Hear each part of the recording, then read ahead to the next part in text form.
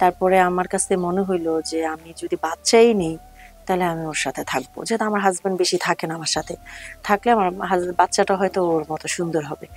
তারপর আমি যাই, যাওয়ার পরে এরকম একদিন মেলামেশা করার পরে আমার বাচ্চা পেটে থাকে, বাচ্চা পেটে থাকার পরে লাস্টে আমার বাচ্চা হয়, হওয়ার পরে দেখলাম একদম সেম ওই ছেলেটার মতোই সুন্দর হয়েছে আমার বাচ্চাটা।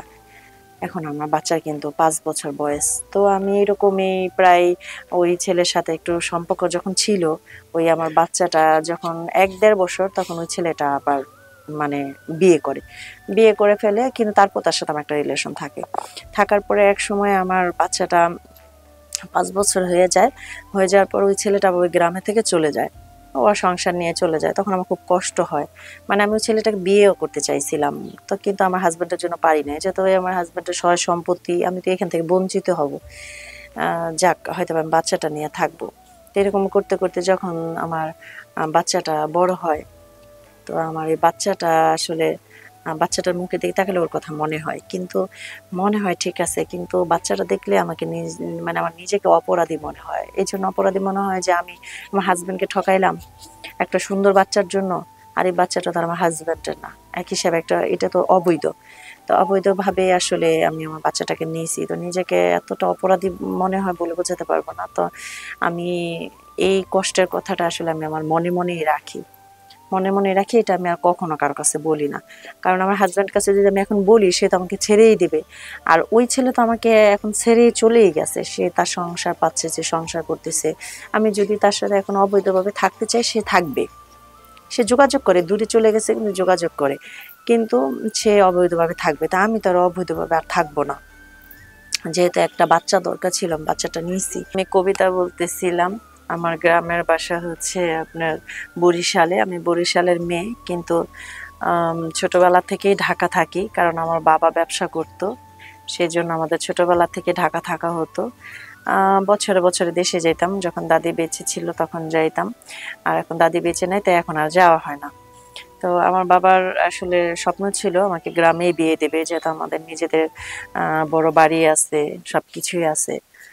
ঢাকা বিয়ে দিবে এরকম তার কখনো ইচ্ছে ছিল না, কারণ ইচ্ছেটা হচ্ছে সে নিজে একদিন আমাকে বলছে যে ঢাকা শহরে থাকতেছি আমাদের ব্যবসা বাণিজ্যের জন্য, তোমাদের পড়ালেখার জন্য, কিন্তু ঢাকা আমি কখনোই তোমাকে বিয়ে দিব না, যেহেতু তুমি আমার একটা মেয়ে, আমার ছোট ছোট দুইটা ছেলে, আমি বিয়ে দিলে তোমাকে বরিশাল দিব, কারণ বরিশালে তো কোনো কিছুর অভাব নাই, আমাদের নিজেদেরও আছে, এরকম ভালো ছেলে দেখে তোমাকে বিয়ে দিব।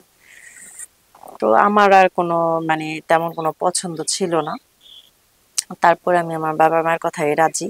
তারপর আমার বাবা আমাকে বরিশালে বিয়ে ঠিক করে। ছেলে আগে বাহিরেই থাকতো, পরে আমার বিয়ের 2-1 বছর পরে মানে চলে আসছে। তো তখন মোটামুটি মানে একটু ভালোই দেখছি, কিন্তু ছেলের বয়স অনেক বেশি। হ্যাঁ, বাস্তবে মানে আমার হাজবেন্ডের চেহারা একেবারে সুন্দর না, মানে একদম সুন্দর না, কালো ঠিক আছে, চেহারাও সুন্দর না। পরে চিন্তা করলাম আমার বাবা হয়তো বা বিদেশি দেখে রাজি হয়েছে, তার এত পয়সা এটা সেটা। পরে দিয়া আমিও বিয়ের দিন আর তেমন ভালো দেখি নাই, না দেখে বিয়েতে রাজি হয়ে বিয়ে করলাম। করার পর এখন শুনি মানুষে তো এই কথা বলে সব সময় যে আম বিয়ে হলে নাকি স্বামী যে মনে হয় স্বামীর সাথে মেলামেশা করলে তার বাচ্চা এরকম হয়। তো ওই প্রশ্নটা না সবসময় আমার ভিতরে থাকতো। তারপর আমার তেমন ছিল না। হঠাৎ করে একদিন আমাদের গ্রামের একটা ছেলে, সে আরকি জব করতো। অনেক সুন্দর, মানে এত সুন্দর আমি বলে বোঝাতে পারবো না। হ্যাঁ, পরে আমাদের গ্রাম দিয়ে যখন যায়, পরে আমি উনাকে দেখি। দেখার পর উনি ১ দিন ২ দিন আমাকেও দেখে। দেখার পরে মানে প্রায় আমি ওই জায়গাটাতে দাঁড়ায়া থাকি যাওয়ার সময়, তখন উনিও দেখে। এরকম দেখতে, দেখতে একদিন আমাদের চোখের একটা ভালোবাসা হয়ে যায়। আমার ভিতর শুধু একটাই কল্পনা ছিল যে আমার হাসব্যান্ডের টাকা-পয়সা তো কোনো অভাব নেই, ঠিক আছে। কিন্তু আমার হাসব্যান্ড তো সুন্দর না। সুন্দর না, আমার ওইভাবে আর চাহিদা কখনোই পূরণ হয় না। আমার মন থেকে আমি কখনোই ওরকম তৃপ্তি পাই না। তারপরে হচ্ছে আমি মানে যতটুকু থাকার দরকার আরকি অতটুকুই থাকি। তো আমার ওই যে ওই জিনিসটা আমার মাথায় ঢুকছে যে আমার হাসব্যান্ড সুন্দর না, বাচ্চা-কাচ্চা হইলে তো পরে আমার হাসব্যান্ডের মতো হবে। হুম, কিন্তু ওই ছেলের সাথে যখনই আমি তাকাই, বাইরে দাঁড়ায় থাকি, ও যায় আসে, এখন সে আমার জন্যই ওইখানে আটকা থাকে। মানে একটু দেখে, হ্যাঁ, যাওয়ার সময় আমাকে দেখে যায়, আবার আসার সময় পরে এক পর্যায়ে আমার কাছাকাছি এসে সে আমার সাথে কথা বলে। কথা বলে ওনার সাথে আমার একটা ভালো রিলেশন হয়ে যায়। তারপরে ১ দিন ২ দিন আমাকে বলে যে, ঠিক আছে, যেহেতু ছেলে মানুষ তোমাকে বলতেছে তোমার যদি শারীরিক কোনো সম্পর্ক করতে ইচ্ছা হয় তাহলে তুমি চলে আসো। আমি তো এখানে একাই থাকি, আমার ফ্যামিলি থাকে না। তারপরে আমার কাছে মনে হইলো যে আমি যদি বাচ্চাই নেই, তাহলে আমি ওর সাথে থাকবো। যেহেতু আমার হাসব্যান্ড বেশি থাকে না আমার সাথে। থাকলে আমার বাচ্চাটা হয়তো ওর মতো সুন্দর হবে। তারপর আমি যাই, যাওয়ার পরে এরকম একদিন মেলামেশা করার পরে আমার বাচ্চা পেটে থাকে। বাচ্চা পেটে থাকার পরে লাস্টে আমার বাচ্চা হয়। হওয়ার পরে দেখলাম একদম সেম ওই ছেলেটার মতোই সুন্দর হইছে আমার বাচ্চাটা। এখন আমার বাচ্চার কিন্তু ৫ বছর বয়স। তো আমি এরকমই প্রায় ওই ছেলের সাথে একটু সম্পর্ক যখন ছিল, ওই আমার বাচ্চাটা যখন ১-১.৫ বছর তখন ওই ছেলেটা আবার মানে বিয়ে করে। বিয়ে করে ফেলে, কিন্তু তারপর তার সাথে আমার একটা রিলেশন থাকে। থাকার পরে একসময় আমার বাচ্চাটা ৫ বছর হয়ে যায়। হয়ে যাওয়ার পর ওই ছেলেটা ওই গ্রামে থেকে চলে যায়। ও সংসার নিয়ে চলে যায়। তখন আমার খুব কষ্ট হয়। মানে আমি ওই ছেলেটাকে বিয়েও করতে চাইছিলাম।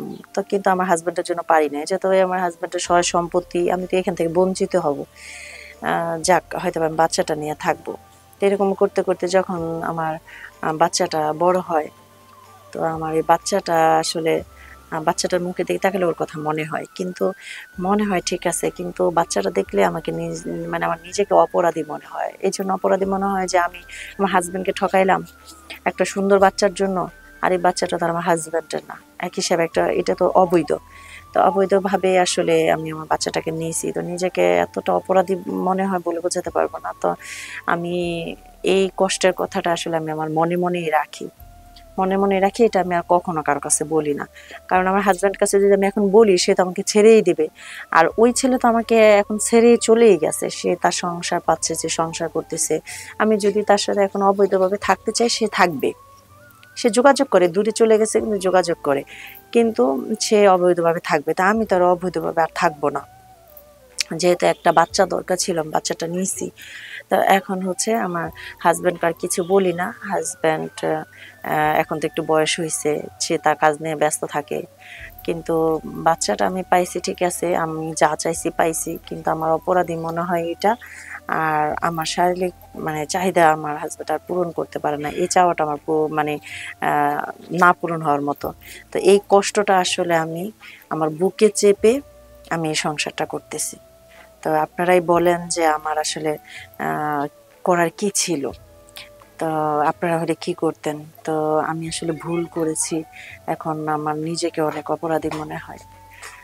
আপনারা সবাই যদি আমার গল্পটা শোনার পরে যদি আপনাদের ভালো লাগে তাহলে অবশ্যই লাইক, কমেন্ট